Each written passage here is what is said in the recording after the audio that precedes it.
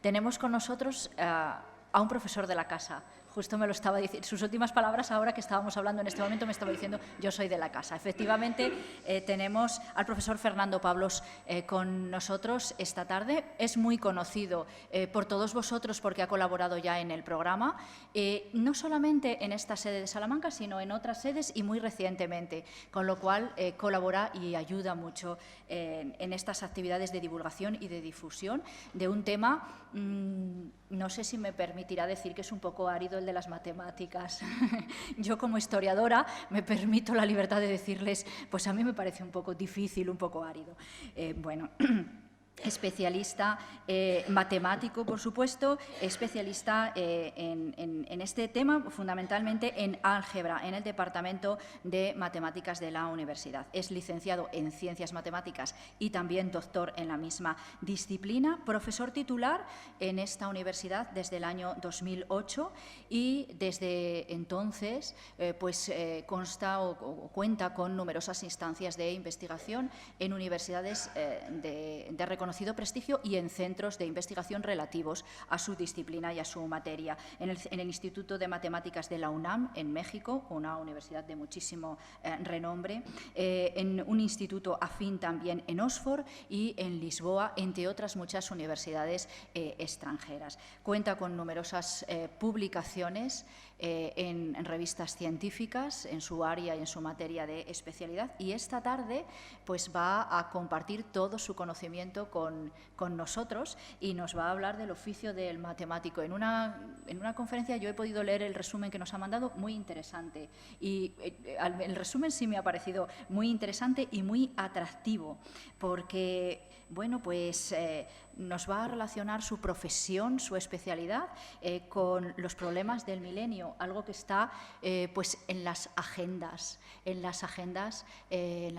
políticas, los objetivos del milenio es una de las prioridades ahora a todos los niveles. Entonces yo creo que vamos a ver cómo se afronta eso desde la matemática. Yo le agradezco muchísimo su presencia esta tarde aquí con nosotros y su colaboración con el programa en general. Y bueno, pues le doy las gracias. Le doy las gracias porque justo tenía una reunión académica en estos momentos que ha abandonado para estar con nosotros. Entonces, siempre agradecemos el esfuerzo que hacen todos los profesores para poder compartir este horario con nosotros. Así que muchas gracias, Fernando, por estar esta tarde aquí. Y bienvenido otra vez al programa. Muchas gracias por todo. Yo me lo paso mejor si estoy de pies e interaccionamos, porque al final vamos a hacer un juego, si os parece, de matemáticas. Así que voy a ir.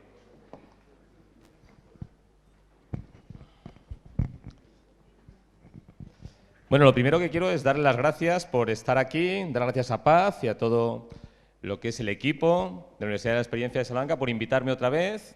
Yo di esta conferencia, algunos la verán, tiene unos pequeños cambios, no muchos. Hace 2 años quedé muy satisfecho, después me pidieron que la diese en Toro y en Zamora, que la he dado el pasado mes de octubre, las he ido actualizando un poco. En Zamora tuve una anécdota que les contaré al final con uno de los asistentes, que me alegró sobremanera. Luego la veremos.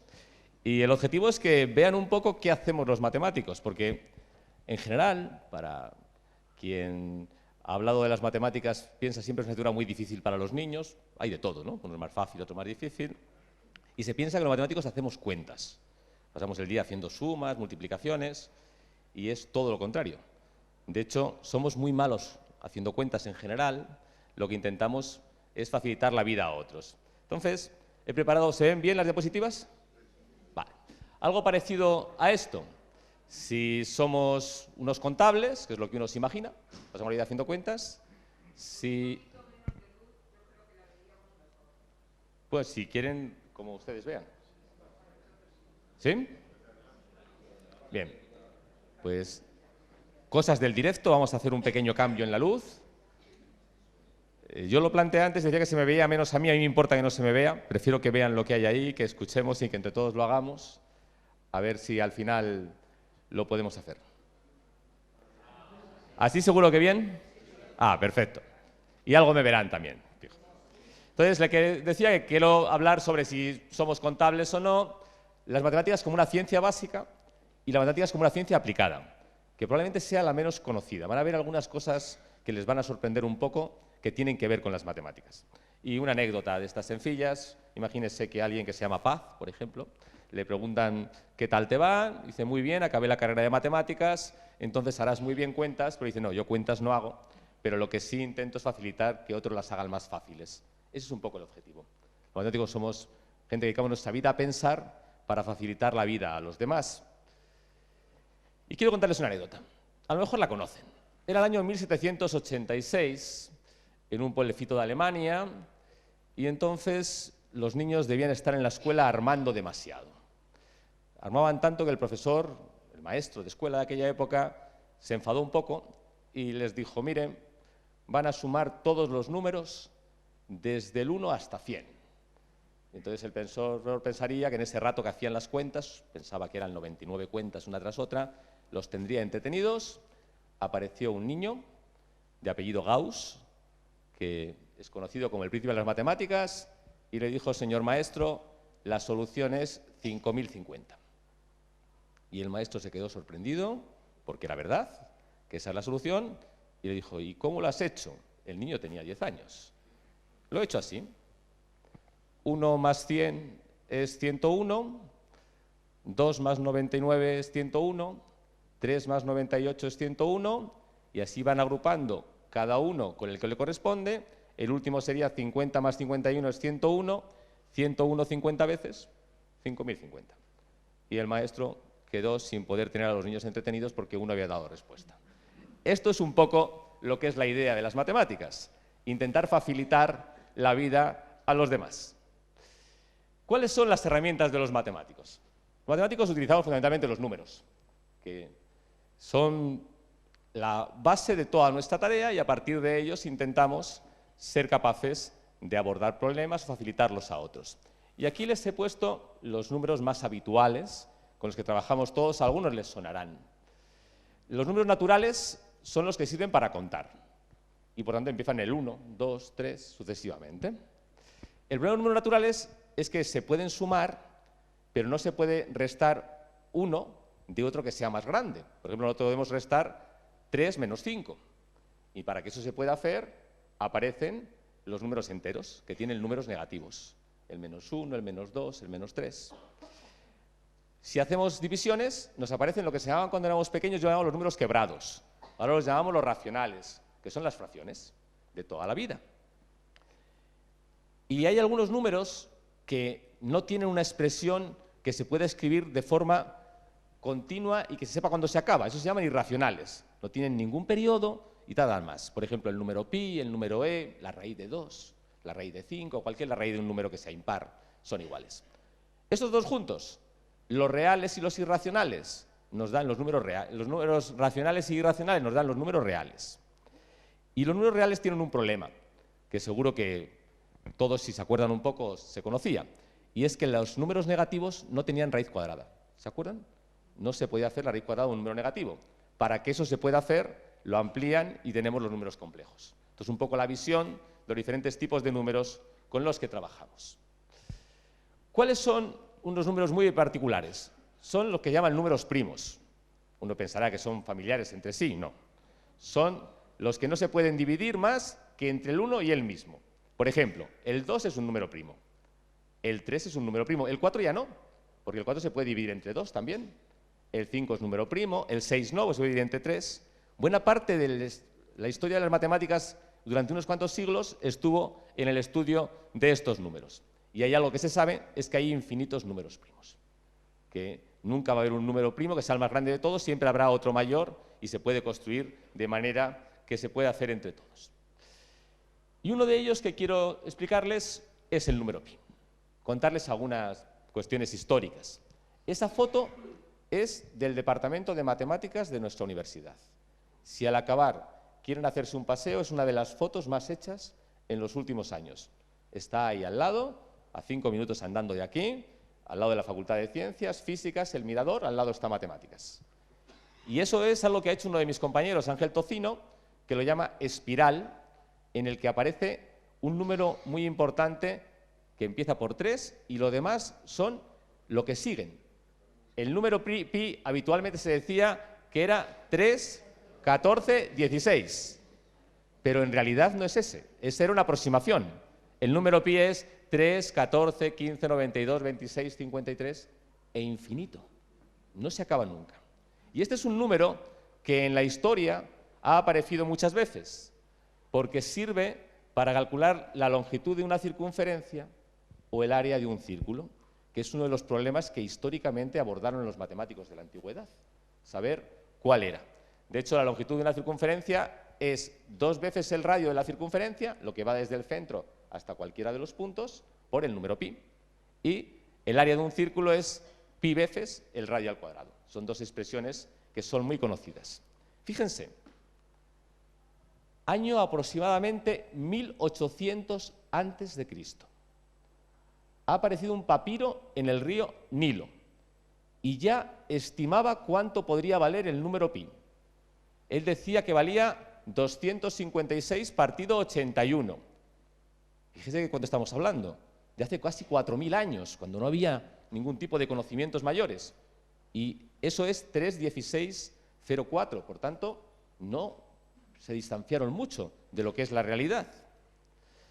En Mesopotamia, que saben que es otra de las culturas, 200 años después, 1600 años antes de Cristo, lo aproximaron ya a 3,12,5. Ya se iban aproximando mucho. Estamos hablando hace 3200 años aproximadamente. Arquímedes, que han oído hablar seguro que él, el del principio de Arquímedes, pues lo ajustó todavía más. Dijo que era un número que estaba entre 3 más 10,71 y 3 más un séptimo. El error era mínimo, era de menos del 0,1%. Ese ya estaba muy aproximado, y estamos hablando del siglo III antes de Cristo. Hubo que pasar muchos años. Saben, después de la civilización griega, pues el Imperio Romano no es uno que se destacase mucho por la cultura, y hasta el siglo V, en el cual algunas de las culturas orientales empezaron a desarrollarse, apareció un matemático chino que ya lo ajustó mucho. 1, 14, 15, 92, 6 por defecto y 1, 14, 15, 92, 7 por exceso. Ya casi sabía cuánto era. Le faltaba, los primeros decimales eran todos los mismos. Hubo que esperar casi 1000 años, hasta el siglo XV, para que se mejorase. Y un matemático persa, que es una de las civilizaciones que desarrollaron mucho las matemáticas, lo llegó a aproximar con 16 decimales. En el año 1610, un alemán, Rudolf Walcheren, 35. En 1873 ya se sabían 527. Y fíjense cuando han aparecido los ordenadores, la que se ha preparado. En el año 1954 se sabían 3092 decimales. En el 67, medio millón de decimales. En el 73, más de 1 millón de decimales. En el 89, más de 1000 millones de decimales. Y en la actualidad se saben 10 billones de decimales. Se le da a un ordenador que haga las aproximaciones correspondientes y esos datos se pueden calcular. Aparecen en páginas y páginas enteras del ordenador y se pueden hacer. Por tanto, los ordenadores han facilitado también la vida a la hora de hacer cálculos. Y es un problema muy clásico que se plantearon los griegos, era el siguiente. ¿Es posible cuadrar un círculo? Cuadrar un círculo es coger un cuadrado que tenga exactamente el mismo área que un círculo. Y la respuesta es que no. Y matemáticamente eso se ha hecho. ¿Y saben por qué? Porque, por ejemplo, cuando éramos pequeños hacíamos cosas con escuadra, cartabón, con compás y calculábamos, por ejemplo, triángulos, rectángulos, donde sacábamos cuál era la hipotenusa. Eso permite, por ejemplo, calcular con regla y compás algunos números que son irracionales. Raíz de 2. Ese es muy fácil. Cogemos un triángulo rectángulo, que los dos catetos valgan 1 y la hipotenusa es raíz de 2. Sin embargo, es imposible calcular con regla y compás el número pi. Por tanto, si no se puede hacer, es imposible cuadrar el círculo. Y eso está demostrado hace no tanto, pero hemos resuelto, la comunidad matemática, como hablamos en general, este problema histórico. Y nos queda nada. Creo que son 10 días. De hecho, la conferencia inaugural inicialmente estaba prevista el día 11, después Isabel, que fue compañera mía de instituto, y a quien les animo que vengan a escuchar, porque merece la pena hacerlo, una cineasta salmantina, Isabel Docampo, la semana que viene, pero tenía problemas, nos cambiamos las fechas, pero da igual. El día 14 es casi el día que más actividades se hacen de matemáticas en el mundo. Y ahí hay una página web que es pday.es, que utiliza un lema que es "sin pi no soy nada", en el cual se divulga a nivel internacional la tarea que hacemos los matemáticos. Y vamos a hablar de cuestiones que tienen que ver con las aplicaciones de las matemáticas. Miren, no sé si se acuerdan de esa portada del diario El País. Es del año 12, de tal manera que se dice: hallada la partícula clave para la comprensión del universo. En los telediarios decían la partícula de Dios. Y durante muchos días se estuvo hablando de lo mismo, que un acelerador lineal había encontrado lo que se llama el bosón de Higgins. Pues bien, ese año, en el 12, se consiguió probar realmente su existencia. Pero Higgs, que era físico y matemático, había demostrado antes que existía, en 1964. Este es un ejemplo que permite ver bien la tarea de los matemáticos. Desarrollamos, a través de relacionar diferentes teorías, algunas de las cuestiones que creemos que pueden ser verdad. Las demostramos rigurosamente y una vez demostradas rigurosamente, las lanzamos a la sociedad. Higgs demostró que una serie de partículas, que eran estos bosones, existían como solución de ciertas ecuaciones.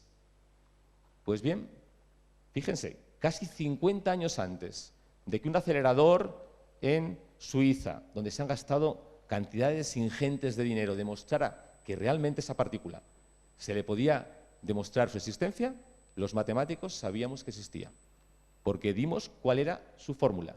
Si existe, son las soluciones de esas ecuaciones. Y si demostramos que las ecuaciones tienen solución, pues existe. Luego después hay que determinar cuál es. Esta es una idea de lo que hacemos los matemáticos. Otra parte de nuestra ciencia básica es la sociología. Dicen, las encuestas no aciertan nada, es verdad, no aciertan nada. Pero por dos cosas. La primera es porque mentimos de vez en cuando a la hora de hacerlo, y la segunda es porque mucha gente que le llamas no contesta y entonces depende cómo sea. Pero si todo el mundo dijese la verdad, ¿saben cuánta gente tendríamos que entrevistar para tener la opinión de todos los españoles, que somos como 47 millones? Menos de 10.000. Con menos de 10.000 sabríamos qué opina todo el mundo, y eso son matemáticas. A lo mejor les suena esto. Es la campana de Gauss. Y eso muestra cómo se distribuyen las cuestiones. Es una cuestión estadística y determina cuánta gente es necesaria a través de un teorema para conseguirlo. Mira, aquí un error mínimo 2.500, un error prácticamente insignificante con 10.000. Aplicamos esa fórmula, metemos la población total, el error que asumimos a la hora de hacer la encuesta y nos da las personas que hay que entrevistar. Entonces dirían, los sociólogos no sirven para nada. Sí, la teoría de las encuestas demuestra después que hay que ver quiénes mienten porque hacen preguntas para compensar, qué es lo que opinan los que no han contestado, pero si fuese todo el mundo que contestase de forma cierta, las matemáticas garantizaban que el número para saber la opinión de una población es muy pequeño, bien distribuido. Hay que distribuir por edad que tiene cada población, si es en la ciudad de Salamanca, todos los barrios de la misma, todo ese tipo de cosas. Pero que sepan que la sociología se basa exactamente en esa fórmula matemática. Una tarjeta de crédito. ¿No se han preguntado nunca cómo funciona la tarjeta de crédito? Una cosa tan rara, un poco de plástico, lo metes en un lado y pagas, ahora ya hasta te das ahí con un chip y salió, y si es de menos de 20 euros no tienes que poner ni la clave, y alguien lo piensa, ¿y si uno al lado nos lo puede robar los datos? Es complicado, y esto está basado en la teoría de números. Fíjense, en el siglo XVII, luego les hablaré más de él, un matemático, Fermat, dijo lo siguiente: si P es un número primo y A es un número que no sea múltiplo suyo, este número multiplicado por sí mismo, P menos unas veces, tiene de resto 1 al dividir entre P. Les he puesto un ejemplo ahí. Cogemos como P 5, como A 19. Multiplicamos 19 por 19 por 19 4 veces y nos queda que el resto al dividir entre 5 es 1. Eso pasa siempre. Y eso permite hacer algo que se llama la criptografía, que es ser capaz de encriptar datos de tal manera que sea muy difícil que alguien que no conozca la fórmula para desencriptarlos se pueda hacer. Esa es la garantía que las tarjetas de crédito funcionan bien. Y esto les suena, espero que muchos ya han tenido que estar dentro, ahí me tocó una vez. Eso es un TAC. Es la forma, a priori, que tiene una mayor resolución cuando se hace una prueba del cuerpo para detectar enfermedades, para hacer seguimientos, se pueden llevar a cabo. Si saben cómo se hace, eso es que hace fotografías verticales, que son como cortes, y luego se pegan para tenerlos todos. Pues bien, eso es matemáticas. Eso es la transformada de Fourier. Esa fórmula que aparece ahí abajo tan extraña es la base de toda la tecnología de los TAC. De tal manera que si esto no estuviese desarrollado previamente, los radiólogos o los físicos no hubiesen podido en su momento haber diseñado aparatos que nos permiten salvar vidas para poderlo plantear. Bien, les voy a contar un poquito cuestiones de matemáticas internas, que es solo un poco del lenguaje, las áreas de conocimiento, para que las conozcan. En matemáticas tenemos un lenguaje que suena a chino. Entonces, cuando yo doy clases a los estudiantes, este es el curso 29 seguido que doy clase en la universidad, y depende de la relevancia que tenga lo que les estoy contando, les pongo allí lema. Lema es un resultado, digamos, no muy relevante. Si es un poco más importante, se llama proposición. Y los más importantes de todos, que esa palabra suena mucho, son los teoremas. Cuando alguien hace algo que merece mucho la pena, se habla del teorema de quien sea. Luego hay cosas que se deducen inmediatamente, y eso se llaman corolarios, la palabra rara. Y finalmente, para que algo sea cierto en matemáticas, tiene que hacerse una demostración rigurosa. Cuando alguien me pregunta qué es un matemático, es una persona que parte de una serie de premisas, supone que las mismas se cumplen, hace argumentos para llegar a resultados y finaliza con conclusiones ciertas. El proceso de hacer eso es una demostración a la hora de trabajar en matemáticas. Una identidad es algo que siempre se verifica. Ahí tiene un ejemplo tonto. 2 más 2 es 4, es una identidad. Una ecuación. Ahí aparecen más cosas. Aparecen letras, aparecen números, se intentan resolver. Esa es una ecuación que se llama lineal, las de grado 2 se llaman diofánticas. Una conjetura. Una conjetura es lo que ha movido las matemáticas durante siglos. Alguien generalmente muy brillante está convencido de que algo es cierto.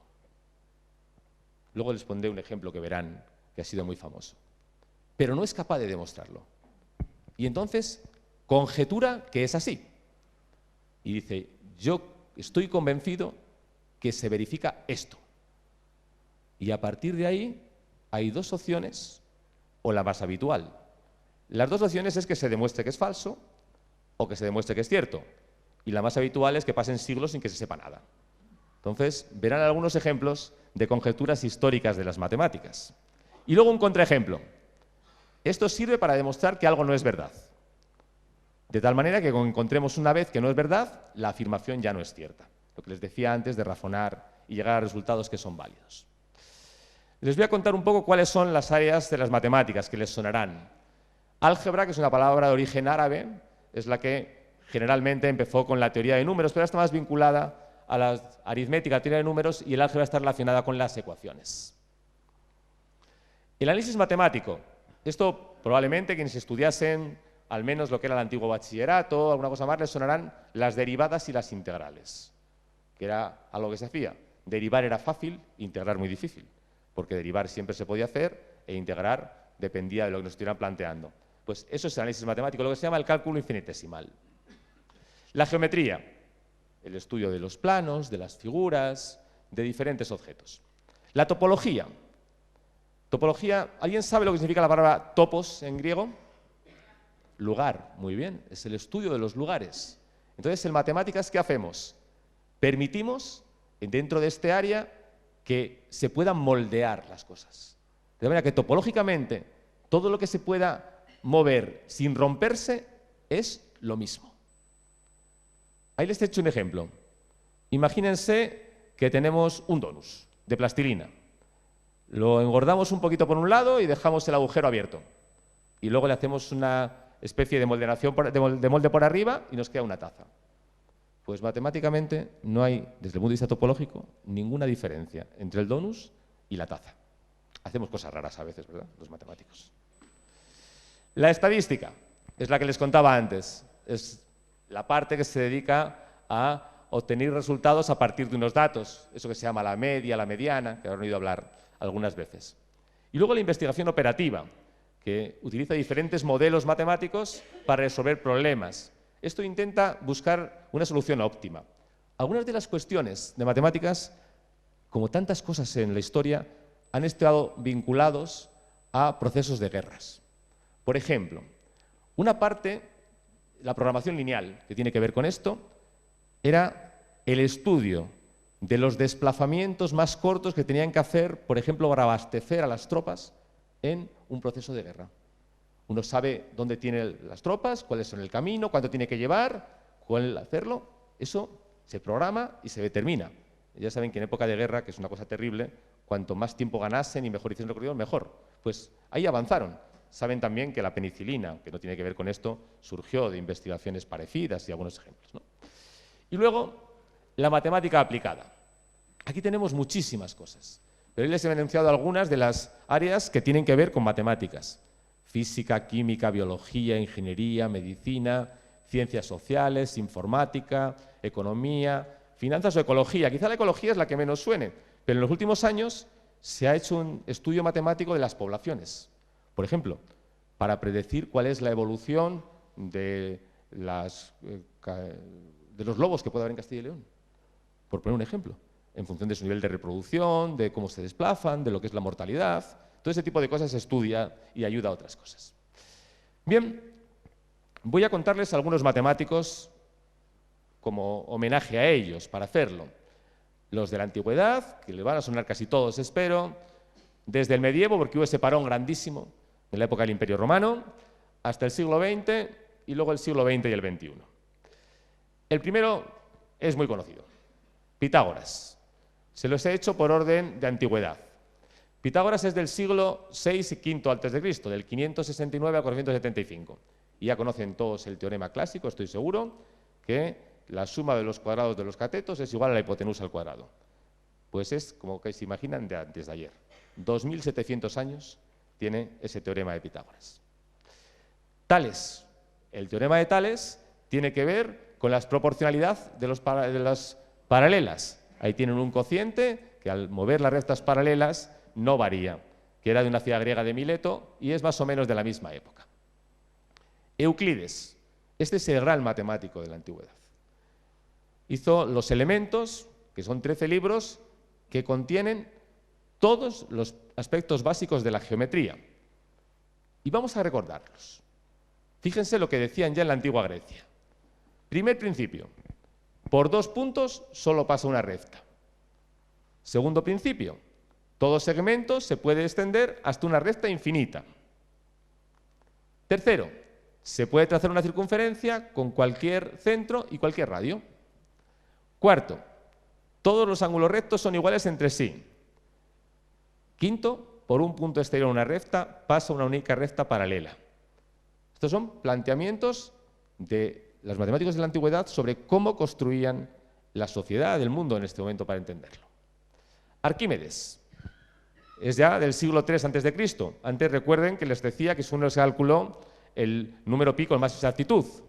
Pues bien, también calculó la superficie que hay debajo de una parábola. Parece impensable que se pudiese hacer en esa época, pues hay cosas que son desde hace muchísimos años. Vamos al siglo III. Diofanto. Este es el padre de la aritmética. Los algebristas modernos son casi todos herederos de las cosas que él hizo. Y las ecuaciones que tienen números enteros con coeficientes se llaman diofánticas. Luego les hablaré de una geometría de Diofanto que ha preparado una gorda en las matemáticas durante muchos años. Nos vamos ya al siglo XII. Leonardo de Pisa, que se llamaba Fibonacci. Habló sobre muchas cosas, fracciones, geometría, el libro de los números cuadrados, pero sobre todo es muy famoso por esa sucesión. A ver quién pudiera decirme qué relación hay entre esos números. 0, 1, 1, 2, 3, 5, 8, 13, 21, 34, 55. Cada uno se cogen los dos primeros y cada uno se va sumando. Esta es una de las sucesiones clásicas que más aplicación ha tenido para hacer cosas. Y este sí que la preparó gorda. Es del siglo XVII. Hay un teorema, que es el teorema de la suma de los cuadrados, que dice que todo número primo p, tal que p menos 1 es divisible entre 4 suma de los cuadrados, o el teorema pequeño de Fermat. Este lo veíamos antes en las tarjetas de crédito. Pero donde la preparó gorda fue aquí. Año 1621, en un libro que se llamaba Geometría de Diofanto. Escribió en un margen lo siguiente: es fácil comprobar que la suma de dos cuadrados puede ser otro cuadrado. Por ejemplo, 3 al cuadrado es 9, 4 al cuadrado es 16, 9 más 16, 25, que es 5 al cuadrado. Pero eso ya no ocurre a partir de las siguientes potencias. 2 cubos sumados nunca es otro cubo. Ni 4, ni 5, ni 6. Y dijo algo parecido así, o escribió, y no sé si es verdad o no, vamos a creerle, como no vamos a poderle preguntar ya. He encontrado una demostración muy sencilla, pero este margen es tan estrecho que no me cabe. Bueno, pues no le cupo, pero tuvo a los matemáticos entretenidos 370 años. 375 en total. Hasta 1995, con unas técnicas de lo más avanzado de matemáticas, desde luego impensables. Fermat no pudo pensar con esas cosas. Un matemático americano, que por cierto, es el director de tesis de uno de mis compañeros de departamento, para que presumamos de orgullo, de Luis Navas, alguien con quien yo doy clase en la titulación de biotecnología. Consiguió demostrar en un artículo que se llamaba Curvas elípticas modulares y el último teorema de Fermat, que era cierto. En realidad el hombre lo anunció un poco antes de que lo tuviese del todo resuelto. Les contaré por qué. Porque luego, cuando les hable de los premios, no hay premio Nobel de Matemáticas, ya se lo anticipo, y sí hay un premio que se da a los menores de 40 años, y él estaba ya en ese límite. Entonces, cuando lo anunció había una errata, pero fue capaz de corregirla. Los matemáticos lo que hacemos cuando tenemos un resultado, lo enviamos a una revista de prestigio, otros matemáticos del mundo lo revisan, y si todo el mundo está de acuerdo que está bien, se acepta. Pues bien, él está reconocido ahora como el que resolvió uno de los grandes problemas del siglo XVII. Leibniz es el último gran enciclopedista. Trabajó en todo, no solo en matemáticas, pero el cálculo infinitesimal, las derivadas, las integrales, todo eso, se debe fundamentalmente a él. Y ya estamos en otra de las conjeturas que les decía antes que han hecho historia. La conjetura de Goldbach. Fíjese lo que dice. La conjetura se llama débil. Todo número impar mayor que 7 puede escribirse como suma de 3 números primos impares. Pensar eso a mí no me entra en la cabeza. ¿Quién puede llegar a razonar que eso es verdad? Ahí les he puesto un ejemplo. 23, por ejemplo, es 5 más 7 más 11. Pero si piensan ustedes cualquier número impar que les venga a la cabeza, encontrarán 3 números primos impares que suman eso. Yo conocí hace unos años, esto es del resultados del 13, es del 14, aunque tenga ese nombre raro, Harald es peruano. Él, voy a beber un poquín de agua.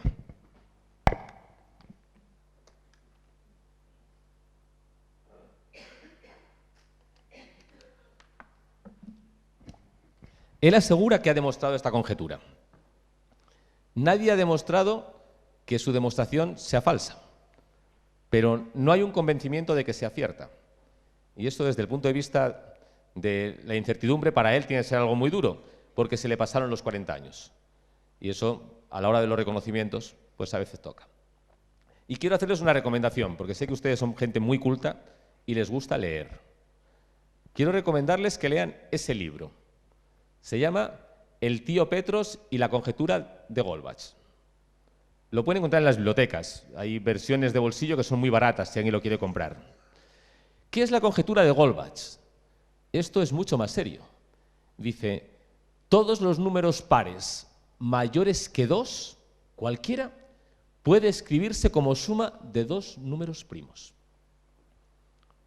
No empiecen a hacer cuentas porque les saldrá que todos son, porque los ordenadores dan que todos son, pero no hay ninguna prueba que garantice que es verdad. El libro lo escribió un matemático griego que está en Estados Unidos, Apóstolos Dosiadis, y cuenta la historia de un matemático rumano, es una novela, que dedicó su vida a intentar resolver esta conjetura a principios del siglo XX. Es una novela muy entretenida. Y si alguien quiere saber las evoluciones mentales de un matemático, contadas por un sobrino suyo en este caso, esa es una novela muy recomendable para que puedan leer si les apetece. Euler. Este es otro de los grandes matemáticos. Estamos en el siglo XVIII ya y el número de teoremas que tienen el nombre de Euler es incalculable. Algunos les sonarán más, otros menos, pero en matemáticas casi no hay una rama que no tenga algún teorema que tiene que ver con él. Este les hablaba antes ya. El niño aquel que con 10 años le erró la jera al profesor. Cuando le dijo sume todos los números de 1 a 100 y le dio el resultado, ese era Gauss, es el considerado príncipe de las matemáticas, escribió el libro de teoría de números que era su tesis en el 1801 y avanzó en muchísimas áreas de las matemáticas durante toda su vida, que por cierto fue una vida bastante larga. Riemann. Estamos hablando del siglo XIX. Luego les salen los problemas del milenio.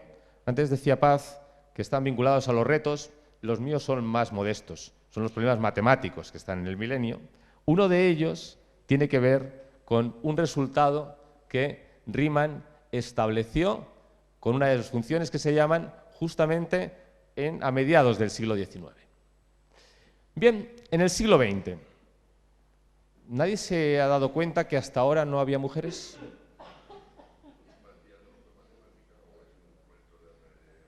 ¿Lo qué? No lo sé. Sí, sí. Yo creo que es una cuestión novelada. Es lo que... Les digo, ¿no se habían dado cuenta que no habían aparecido mujeres? Porque, desgraciadamente, las sociedades, durante muchos siglos, el papel de las mujeres era secundario. Quitando a Agnesi, que no la ha incorporado y que es un poco anterior, del siglo XVIII, prácticamente hasta Noether, que es la primera gran matemática, que estamos hablando del principio del siglo XX, no había habido ninguna. Muchos de los teoremas que yo le cuento a mis alumnos en tercero de matemáticas son suyos.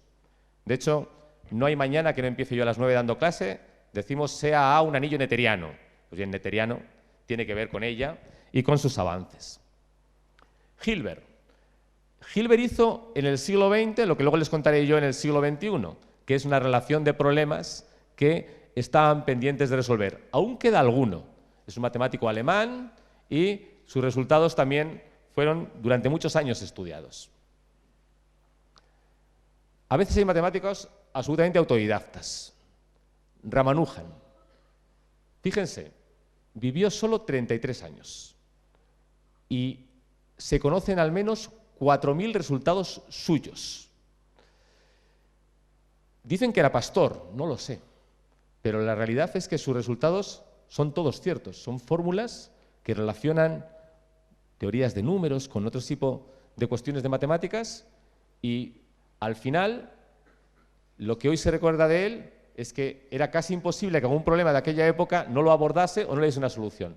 En aquella época no había ni WhatsApp, ni emails, nada de eso, y los matemáticos se relacionaban por cartas. Entonces, él mandaba sus resultados a un matemático muy brillante, a Hardy, que eran los matemáticos más reconocidos a principios del siglo XX. También en matemáticas hablamos de cosas de lógica. Gödel fue uno de los más conocidos. Lo relacionó con la teoría de conjuntos, hay lo que se llaman sus teoremas de incompletitud, y fue uno de los mejores amigos de Albert Einstein, que le conocerán por la teoría de la relatividad y por todo lo vinculado con él. no sé qué hemos hecho, darle donde no debía. Yo estudié en Salamanca entre 1986 y 1991. En esos años, al contrario que ahora, que hay muchas asignaturas optativas, las carreras duraban 5 años y eran 4 asignaturas por curso. Por tanto, tenía que hacer 20 asignaturas. La oferta para las 20 asignaturas es 21, es decir, tenía que hacer todas menos una. Quiero decirles eso porque quien, junto con don Norberto Cuesta Dutari, que les hablaré después, fundó el Departamento de Matemáticas de Salamanca, que fue el profesor Juan Bautista Sancho Guimerá, era, en esa época, los años 70, cuando se fundó, uno de los mejores geómetras algebraicos del mundo. Y hizo el plan de estudios de Salamanca vinculado a quienes queríamos saber geometría algebraica. El padre de la geometría algebraica, que es relacionar las ecuaciones con la geometría, es André Weil, que es hermano, por cierto, de alguien que a lo mejor les suena, que es una filósofa muy conocida, es Simone Weil. Entonces, este fue su hermano, falleció a finales del siglo XX y toda la formulación de la geometría algebraica tiene que ver con él. Y el gran padre de la geometría algebraica moderna, que murió hace no mucho, en el año 2014, este tiene una historia más complicada, es Alexander Grothendieck. Con ese nombre es francés, parece que de origen eslavo, pero todo lo que hizo ha sido reconocido por los matemáticos de los últimos años como los principales avances en sus áreas. Es verdad que a partir de un momento se recluyó y no quería hablar con nadie. A veces tenemos la fama los matemáticos de ser un poco anacoretas o algo por el estilo, hay de todo.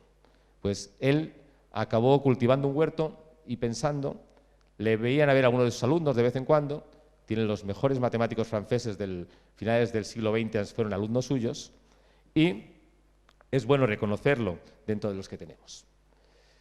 Y este a lo mejor les suena todavía más. ¿Vieron Una mente maravillosa? Una película sobre un matemático que tenía problemas mentales en la evolución de lo que hubo.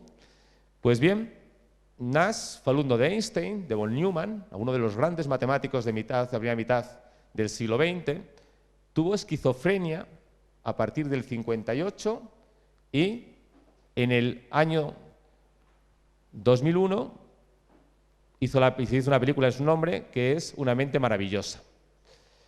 Luego les hablaré de él cuando les cuente un poco algo que tiene que ver con los premios Nobel.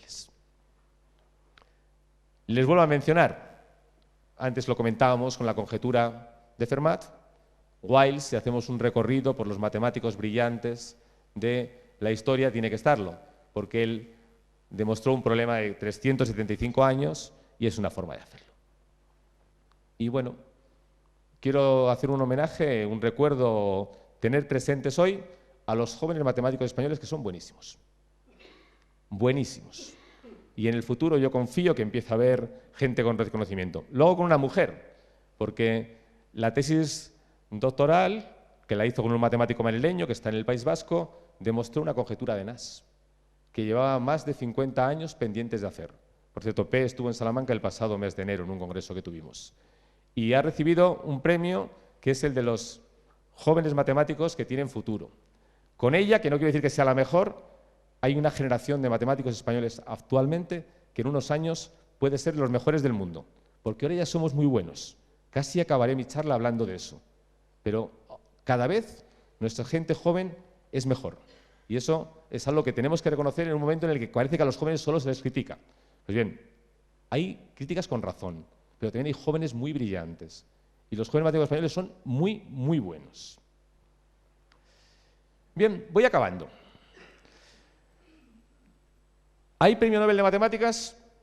No, porque Nobel saben la historia, ¿no? Nobel fue el que diseñó el trinitotolueno, que es la dinamita. El hombre se fue a la tumba pensando, ay pobre de él, que con eso se iba a acabar el mundo, y entonces donó toda su fortuna, que era mucha, para hacer un premio que reconociese cada año, por parte de la Academia Sueca de las Ciencias, a los mejores en física, en química, en fisiología o medicina, en literatura y en la paz. Esos son los Nobeles que hay cada año. Hay quien dice, no sé si es verdad o no, que su mujer y un matemático sueco que se llama Mikhail Lectar eran algo más que amigos. No sé si es verdad o no. El caso es que expresamente en su testamento está que no puede haber premio Nobel de matemáticas. Pero, sin embargo, sí hay matemáticos con el premio Nobel. Casi nadie lo sabrá, pero José de Echegaray, que es español, que consiguió el premio Nobel de Literatura, es probablemente uno de los matemáticos más brillantes de la segunda mitad del siglo XIX. Era matemático y escritor. Bertrand Russell, que es otro escritor muy reconocido, era matemático. Y Nash recibió en el 94 el premio Nobel de Economía, con lo cual no hay Nobel de Matemáticas, pero sí hay matemáticos con premio Nobel. ¿Cuál es el equivalente? El equivalente es el premio Abel. Lo da la Academia Noruega de las Ciencias. Por si a alguien le interesa para trabajarlo, el premio no está mal, 770.000 euros. Es lo mismo que el premio Nobel. Y en este caso a quien se premia es una trayectoria, la trayectoria de toda una vida. Y les voy a decir los últimos, y la primera tiene un color distinto, que es la del año 2019. Karen Uhlenbeck, que es una americana. Tiene un color distinto porque desde que se instauró es la primera mujer, con lo cual, afortunadamente, también algunas cosas van cambiando en lo que son los reconocimientos. Y ahí tienen quiénes son. En el año 2015 fue Nash, el reconocido. Si se dan cuenta, todos son de grandes países. Canadá, Francia, Gran Bretaña, Estados Unidos, Canadá, Rusia. Ahí está el listado de todos ellos. Y no hay nadie que destaque por ser países en vías de desarrollo. Les contaré ahora algo que hará que esto cambie.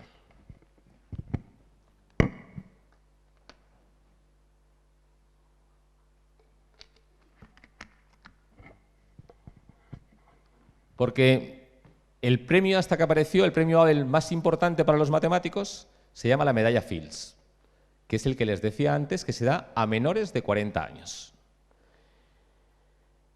Un poco más modesto, 10.000 euros. Bueno, no está mal, para quien le dé.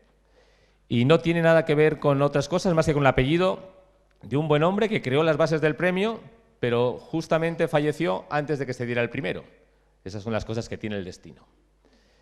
Y quiero contarles quiénes los han ganado, porque se dan 4, como mucho, cada 4 años, en las 2 últimas ediciones. Se hacen lo que se llaman los Congresos Mundiales de Matemáticas. Este es el del 14, luego les diré el del 18.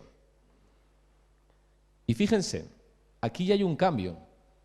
Ahora las matemáticas están universalizadas. Ha ganado una matemática iraní, un brasileño, un indio o un austriaco.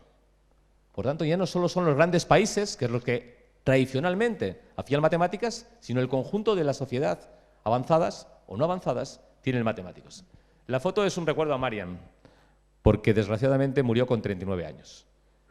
Y bueno, una de las peleas que tenemos que tener en la sociedad es luchar contra el cáncer, pues a ella se la llevó. Es la mente más brillante que ha habido en los últimos años. Una iraní que emigró después a Estados Unidos, siendo iraní, se presentó a la Olimpiada de Matemáticas y la ganó 2 años seguidas, cosa que no ha hecho nadie. Solo lo ha hecho esta mujer en la historia. Y estos son los últimos. Hay un iraní, un italiano, un alemán y un australiano de origen hindú. Como ven, también se va avanzando. Les tengo la foto del alemán, porque a lo mejor han visto un reportaje en El País la semana pasada. Es una de las mentes más preclaras resolviendo problemas. Tiene 31 años. Ya no se lo pueden dar más veces, pero fíjense, tendría posibilidad hasta de ganar el premio en 3 ocasiones. Por tanto, estamos ante una generación de gente que dedica mucho tiempo y son muy buenos en las matemáticas. ¿Qué es la Olimpiada Matemática? La Olimpiada Matemática es una competición de jóvenes que hay unas fases locales. Yo voy a contarles una anécdota personal, permítanmela. En mi época, año 86, todo el mundo quería ser médico. Ahora también mucha gente. De hecho, de mi clase, en el Instituto Mateo Hernández de Garrido, 9 compañeros y compañeras hoy son médicos. Y yo quería ser médico. Hubo algo que cambió eso. Un profesor de matemáticas, luego fue profesor del FE Luis, se llama Ángel Primo, es bastante conocido en Salamanca, me convenció para que me presentase a la Olimpiada Matemática y la gané en el distrito de Salamanca. Luego fui a Madrid y no sé ni cómo quedé, porque entonces no se daban los resultados, ahora sí. Ahora te pagan hasta una cena, allí te buscabas la vida tú, eran esas cosas, año 86. La consecuencia de la Olimpiada de Matemática era que te pagaban la carrera. Y yo soy el mayor de 5 hermanos, de una familia humilde, por tanto, decidí hacer matemáticas. Se me olvidó ser médico al principio, porque me gustaba seguro mucho más ser matemático que médico. Pues bien, la Olimpiada Internacional son los que ganan en cada país, por tanto, los mejores del mundo. Se hace todos los años. Y estos son resultados del año 2019. Se presentaron 112 países, por tanto, muchos. Y fíjense los 5 primeros. Llaman la atención, porque luego los compararemos con el último dato que les voy a dar. China, 227 puntos sobre un máximo de 252, que es una auténtica barbaridad, porque son 6 los que hacen 6 problemas y un máximo de 4. De 6 problemas, un máximo de 7 puntos por problema. La suma de todo eso son 252. Pues bien, la segunda, Estados Unidos, ahí pone 2 primeros, bueno, quedaron empatados, sí, primero China y Estados Unidos. Corea del Sur, casi igual. Luego ya Corea del Norte, una dictadura terrible. Y después Tailandia. ¿Qué es lo que ocurre en algunos países de estos? Que hacen un sobreentrenamiento de los jóvenes para prepararles para hacer la Olimpiada. Pero eso no garantiza que después sean buenos matemáticos a la hora de hacerlo. El primer europeo es Rusia, un país con mucha tradición matemática. Y España no está mal, 42. Pero luego veremos cómo está cuando importa, que eso es lo que merece la pena. Y les he puesto ahí Finlandia. Si han escuchado hablar del informe PISA, el primer país siempre es Finlandia, lo cual no hay una relación entre conocimientos de los estudiantes y resultados de la Olimpiada.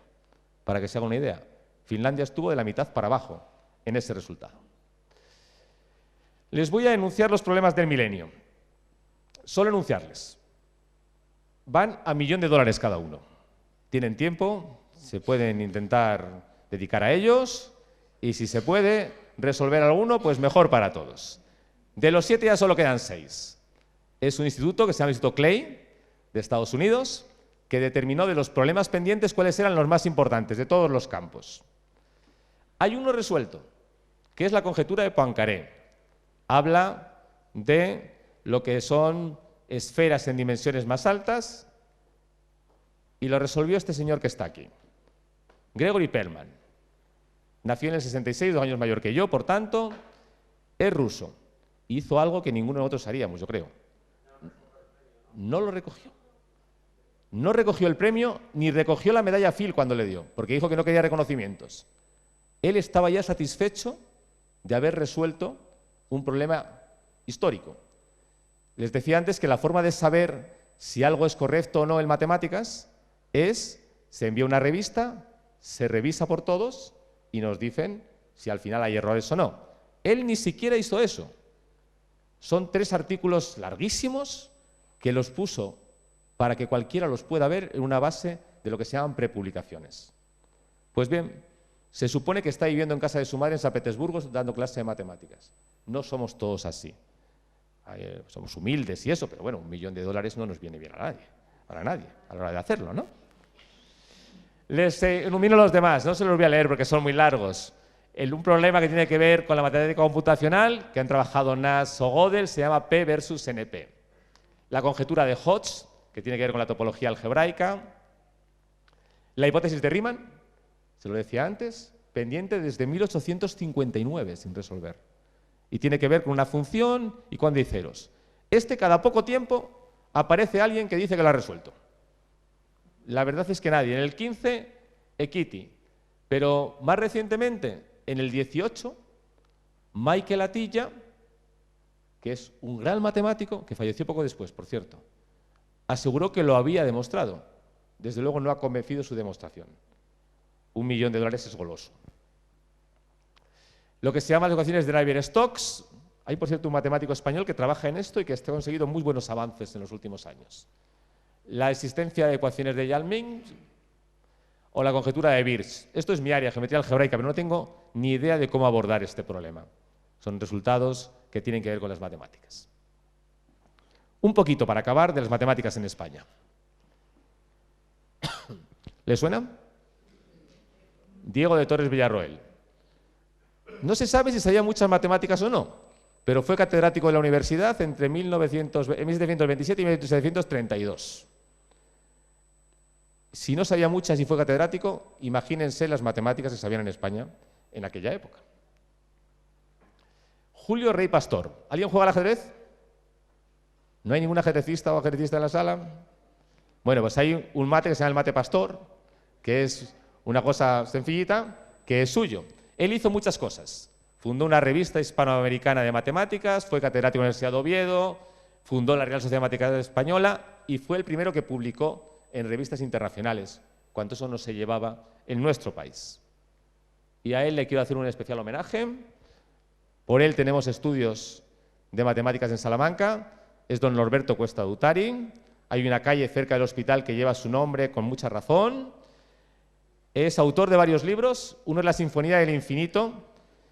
En la red que ya manejan ustedes hay una separata en el país que escribió el catedrático Miguel Ángel Quintanilla sobre este libro, que merece la pena leer. Y él donó toda su biblioteca a la Universidad de Salamanca, que era inmensa. Un hombre soltero y dejó en su testamento ese legado. Bien, antes veíamos los países que eran buenos en la Olimpiada Matemática. Ahí tienen, no sé si se ven bien o no las banderas, los que de verdad son buenos en matemáticas. Y entre los que de verdad son buenos en matemáticas estamos los españoles. A veces nos flagelamos mucho, no está mal. Sintámonos orgullosos de ser españoles por muchas cosas. También porque en muchas ciencias somos de los mejores del mundo. Y en matemáticas, ¿saben cómo se mide cuando un país es bueno o no? Número de artículos que se publican y número de citas de otros matemáticos a los artículos. Eso, en la actualidad, somos el 11º país del mundo. El 11º. Estamos al nivel de los mejores. Y ahí no aparece ni Tailandia, ni Corea del Norte, ni ningún país del estilo. Porque una cosa es formar a unos cuantos niños que son muy brillantes, a 6, para que vayan a la Olimpiada Matemática, y otra distinta es después dedicar la vida a las matemáticas, publicar, tener reconocimientos y enseñar. Y en eso, para orgullo, al menos mío, estoy seguro que de todos, los españoles somos muy buenos. Voy a acabar con una anécdota. Lo comentaba antes Paz. Yo di esta charla el pasado mes de octubre en Zamora y me pasó lo siguiente. Alguien parecido a ustedes, una persona que asistía, levantó la mano y me dijo esto. Yo sé una fórmula matemática. Y yo le dije, dígame, ¿cuál es la fórmula? Y me dice, me tiene que decir usted un número de 3 cifras distintas. A ver, alguien que me diga un número de 3 cifras distintas, quien quiera. 527. Vamos a aprenderlo, ¿vale? Hay que hacer lo siguiente. Ordenamos las cifras de mayor a menor. Luego sería 752. ¿De acuerdo? 7, 5, 2. Y las ordenamos de menor a mayor, que sería 257. Hay que restarlos. A ver quién se atreve. 752 menos 257. Vamos a ello. Vamos a ejercer la mente. Un móvil, el que quiera. 752 menos 257. 495. Sumen cuántos son las 3 cifras. 4 más 9 más 5. Pues eso dijo el señor. Y tenía razón. Yo reconozco no conocer esta fórmula. Es una cosa de teoría de números que, digamos, de andar por casa. Y entonces me comprometí, y con eso quiero acabar, a hacerles una demostración matemática correcta para que vean que es verdad. Y llegué a casa, se la dejé hecha, se la mandé al día siguiente. El señor, al que yo le tengo mucho cariño, estuvo todo contento, me dijo el responsable de la Universidad de Experiencia, y quiero acabar compartiéndola con ustedes. Es posible que algunas cosas de las que les diga no entiendan, pero sí quiero acabar viendo cómo trabajamos los matemáticos. Alguien me plantea esto Yo me doy cuenta que es verdad, pero porque me doy cuenta con el ejemplo que hemos visto entre todos, no está demostrado siempre. Hay que probarlo en todos los casos. A ver si me explico bien y acabamos. Por lo tanto, voy a acabar con una pequeña clase de 2 minutos. A ver si todos estamos de acuerdo. ¿Vale? Vamos a ello. Cogemos un número de 3 cifras. Lo llamamos A, B y C. ¿De acuerdo? A es un número, B otro y C otro. Si le damos la vuelta, ¿cuál es el número? C, B, A. ¿De acuerdo? Bien. El número ABC, la A son las centenas, la B las decenas y la C las unidades. ¿De acuerdo? Y lo mismo con el número CBA. C las centenas, B las decenas y A las unidades. Y entonces lo restamos. Y tenemos 100 por A menos 100 por C, 100 por A menos C. ¿De acuerdo? 10B menos 10B se van. Y C menos A. Y pueden decir, pues apañaos, vamos, a ver qué sacamos de ahí. Cada uno le toca lo que sea. Y entonces, si se acuerdan, lo pusimos de mayor a menor y de menor a mayor. Entonces, ¿qué ocurre? Que C es más pequeño que A. ¿De acuerdo? Luego el último número no nos vale, porque es negativo, para poderlo hacer. Y hacemos este apaño. Cogemos 100 más C menos A. C menos A es negativo, ¿eh? Entonces, en lugar de poner 100, ponemos 90 más 10. ¿De acuerdo? Y ahora 10 más C menos A ya es positivo. Con lo cual ya tenemos todas las cifras. Y a la hora de hacer la cuenta nos queda lo siguiente. Donde pone C menos A, ponemos lo que habíamos puesto antes, 90 más 10 más C menos A. Pero le hemos quitado un 100. Luego ya no tenemos A menos C, tenemos A menos C menos 1.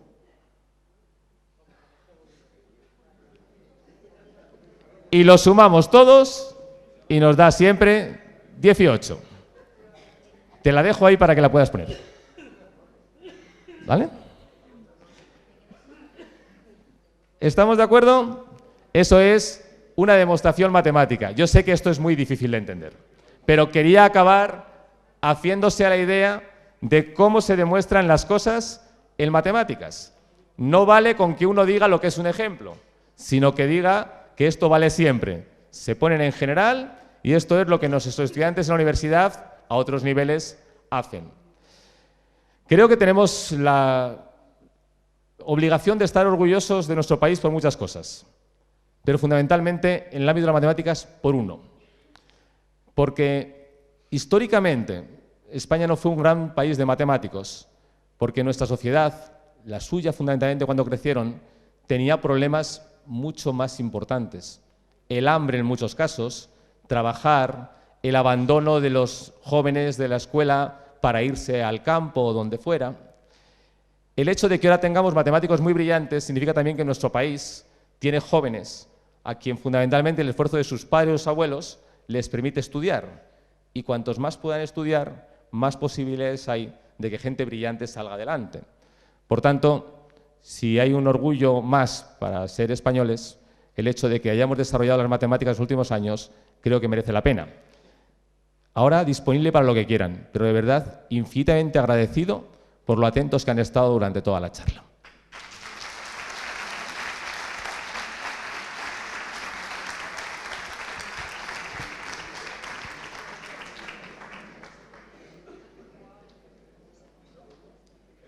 Y ahora para lo que quieran. ¿Alguien quiere alguna pregunta? ¿Se sabe una fórmula como esa o algo así?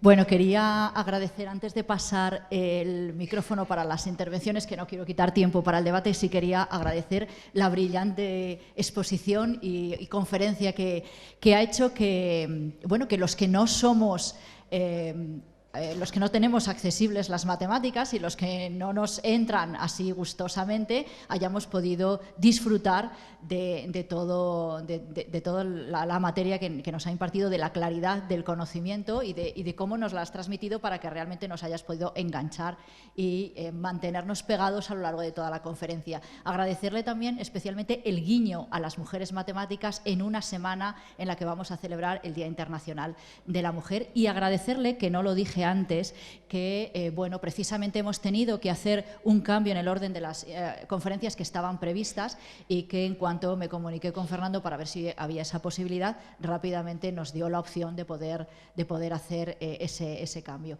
Muchísimas gracias. No, el agradecimiento es mío. Yo estoy encantado de estas cosas y además. Y ahora charlamos de lo que quieran, que es lo más divertido. Para que veas que los alumnos del programa de la experiencia plantean retos a los profesores que vienen. Y estoy segura que los objetivos del desarrollo del milenio no se van a poder resolver sin los matemáticos. Seguro. Ahí hay una pregunta, dos por lo menos.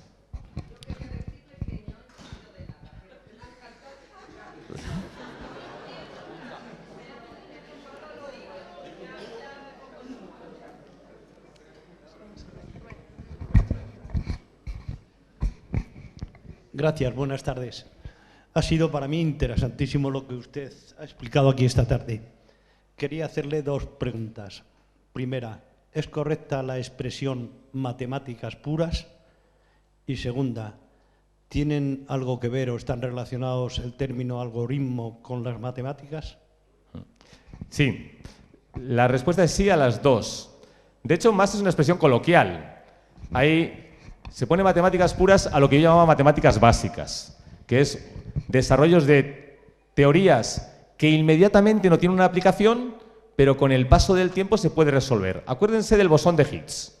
Cuando Higgs demostró que una serie de ecuaciones que él estaba seguro que estaban vinculadas a la física tenían solución, a lo mejor no sabía que eso en el futuro daría la existencia de una partícula fundamental. Por lo tanto, la parte de la construcción teórica es lo que se llama matemáticas puras. Mis estudiantes, los estudiantes de la universidad, hablan de eso. Yo soy de puras, yo soy de aplicadas. Y depende de eso, pues coges unas asignaturas o otras. ¿Qué es un algoritmo?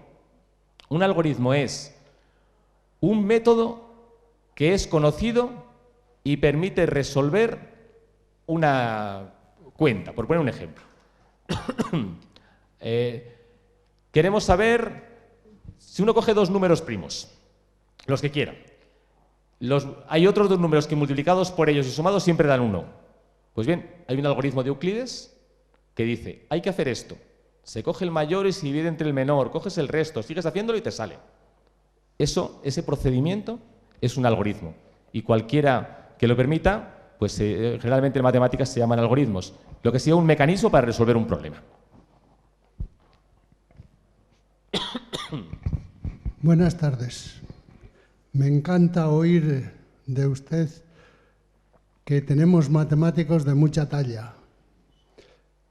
Contrasta eso un poco, no sé los matemáticos qué valor le dan al informe PISA, pero el último informe PISA de 2018 pues dice titulares como estos: España obtiene sus peores resultados en ciencias, 10 puntos menos que en 2015, y se estanca en matemáticas.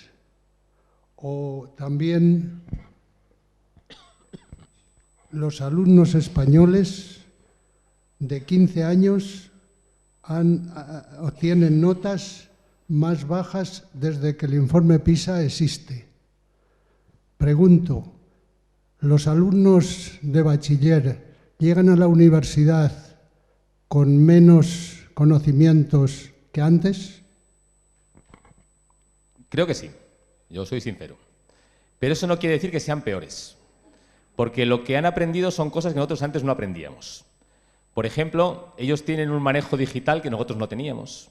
Han aprendido otro tipo de potencialidades, lo que es el conocimiento memorístico, para entendernos, o lo que es la materia que se explica en estos momentos, es más corta que la que me explicaron a mí en el COU, por hacer una idea. Pero eso no dice que su capacidad para desarrollarse como matemáticos o científicos sea menor que la que teníamos nosotros. Porque al final las ciencias es una cuestión de razonamiento. Y alguien ha podido desarrollar potencialidades en la etapa de educación primaria, secundaria o en el bachillerato que después lo son útiles sin que necesariamente haya aprendido más conocimiento. Yo creo que el informe PISA, como todos los informes, hay que leerlos, hay que valorarlos, no hay que preparar a los estudiantes para el informe PISA, porque al final eso pervierte los resultados, pero sí dicen cómo son las cosas. Castilla y León está bien en el informe PISA, está en muchos aspectos al nivel más alto, pero es verdad que nuestra comunidad autónoma tiene una ventaja respecto a las demás, que es una desgracia, que es la despoblación. Hay muchísimos pueblos donde hay un maestro para 4 o 5 niños. Y eso se aprende una barbaridad. Que no es lo mismo que si vas a otro sitio donde hay 40 en clase y 25 son emigrantes. Digo por poner todo en referencia. Si lo que me importa, dice si los contenidos son menores ahora que los que eran en mi época, la respuesta es sí. No mucho menores, pero son menores. Y si eso condiciona el futuro, creo que no. Para que se hagan una sola idea. Las matemáticas ahora están de moda. No sé cuánto tiempo. Entrar en matemáticas este año ha requerido, saben que la selectividad ahora, la EBAU que llaman, puede ser sobre un máximo de 14. Pues el último estudiante que ha entrado tenía casi 12, 11.990. Y la titulación con nota media más alta para entrar en Salamanca este año no ha sido medicina ni biotecnología. Ha sido el doble grado en matemáticas y física, que tiene casi 13,5. ¿Eso qué quiere decir? Que hay gente muy buena. Otra cuestión es el nivel matemático de la media de la sociedad, que yo creo que ahora es más bajo en esas edades que el que era cuando yo estudiaba. Pero también es verdad que ahora estudian bachillerato más gente que cuando estudiaba yo, porque en mi época se acababa octavo de GB, te ibas a hacer el bachillerato o ibas a hacer FP, que era lo que nadie quería en aquella época. Y entonces el nivel de personas que estudian matemáticas es más alto, el nivel medio de conocimientos es un poco más bajo. Una cosa equilibra la otra. De acuerdo. Mañana se celebra en Salamanca la Olimpiada de Matemáticas. ¿Qué me dice de esta prueba? Bueno, primero que va a ir mi hijo, y le va muy mal siempre, pero bueno, a ver si este año le va un poco mejor. Y mi nieto. Son pruebas que permiten, la que va mi hijo es la de cuarto de la ESO, todavía no es la Olimpiada esta. Esta Olimpiada son primero y segundo de bachillerato, a la que me refería yo. La de cuarto de la ESO, yo he visto los exámenes de otros años y están muy bien planteados, porque lo que demuestra es cómo saben pensar los niños o los jóvenes. Para que se hagan una idea, empiezan a decir algo parecido, como Paz tiene más años que Fernando, pero menos que no sé cuántos y cosas de estas, tienes que relacionarlos. Son problemas de este tipo. No tienen que ver con lo que han aprendido en la escuela, en el instituto, donde estudian, o en el colegio. Tiene que ver con cómo piensan. A mí me parece que eso está bien. Un avance de los matemáticos españoles en los últimos años, de los más jóvenes, y los resultados en matemáticas que hemos mejorado en la Olimpiada, tiene que ver con un programa que se instauró hace unos cuantos años, que se llama Estalmat. Estalmat significa estímulo del talento matemático. Y van niños que están en sexto de primaria o en primero de la ESO. Durante 2 años, los viernes por la tarde, 4 horas, se les instruye para que su capacidad matemática se desarrolle.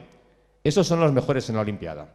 Mis hijos no están ahí porque antes no había, ahora ya sí hay en Salamanca. Cuando si alguien tienen nietos o conocidos que le gustan las matemáticas, les animo a que se presenten a ese programa porque eso les permite desarrollar capacidades. Luego los jóvenes harán lo que les dé la gana, pero si hay una edad en la que se puede desarrollar el talento y se puede avanzar, eso lo tienen hecho para después. Por lo tanto, ese programa ha ayudado mucho a mejorar las matemáticas en España entre los jóvenes en los últimos años. Muchas gracias y felicidades por la conferencia. Gracias a usted. ¿Alguien más había por aquí que estaba pendiente? Sí.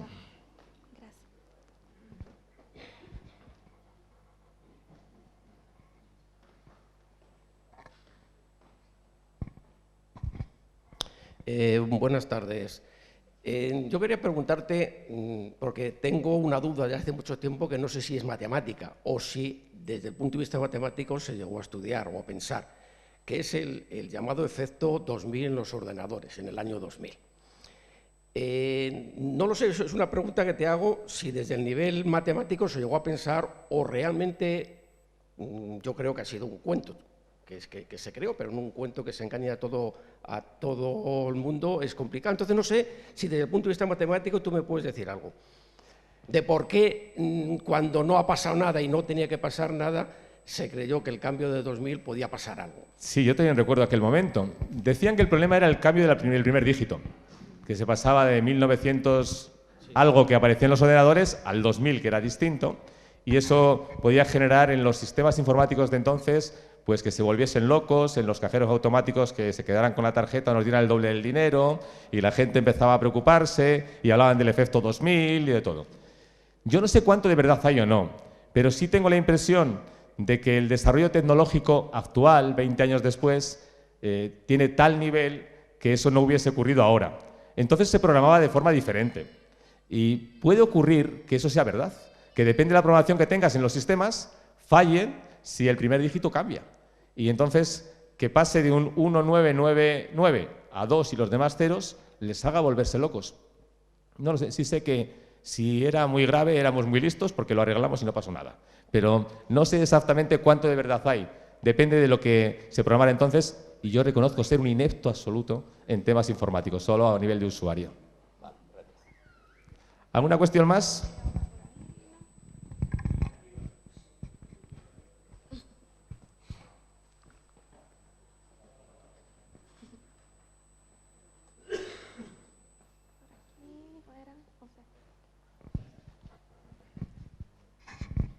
Muchas gracias por la brillante exposición y clarificadora.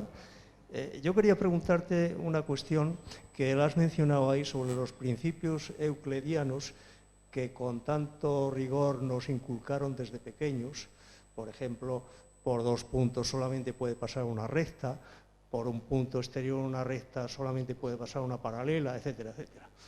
Yo lo que quiero saber es si con las matemáticas actuales, sobre todo, no sé si a lo mejor estoy diciendo una tontería, la física cuántica y la teoría de la relatividad, estos principios euclidianos han quedado desfasados. No. Muchas gracias.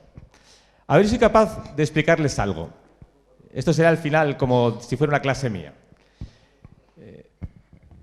Cuando se hace geometría, los puntos que tenemos en un plano, por ejemplo, son puntos, o si los unimos con el origen son vectores. Y entonces ahí se desarrolla toda una teoría que se llaman espacios vectoriales. Pues bien, hay 2 tipos de geometría en espacios vectoriales. Una se llama la geometría afín, que solamente tiene que ver con el paralelismo o con la incidencia, con se rectas las paralelas o que se corten. Y otra se llama la geometría euclídea. Fíjense, si no ha variado, que los principios de la geometría euclídea siguen aplicándose en general para lo que se llama un espacio vectorial cualquiera. De tal manera que, ¿cuáles son las cuestiones que la geometría euclídea añade a la geometría afín? Son 3. Una es la distancia, otra son los ángulos y la tercera es la perpendicularidad.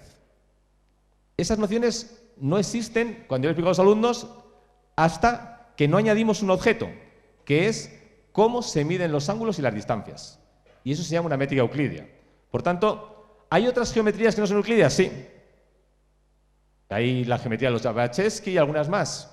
De hecho, dependiendo de la geometría euclídea, en la geometría euclídea, por ejemplo, la distancia más corta entre 2 puntos, ¿cuál es? Una línea recta. En otras geometrías, la distancia más corta, que se llama la geodésica, puede ser una línea curva o depende de cómo se esté trabajando. Entonces, ¿hay geometrías a mayores? Sí. ¿La geometría euclídea sigue teniendo virtualidad? Toda. En todas cosas, porque es la del mundo en la que vivimos. Nosotros, si vamos de un sitio a otro, la forma más corta de ir es en línea recta, siempre que tengamos posibilidad. Entonces, es muy buena la pregunta, sigue siendo virtual, pero como hay otras unidades de medida, entonces puede haber otra forma de establecerse las distancias o los ángulos. Pero el hecho de que la geometría euclídea tenga tanta historia no le quita ningún tipo de virtualidad en la actualidad. ¿Alguna cuestión más? Pues infinitamente agradecido, he pasado una tarde estupenda con ustedes.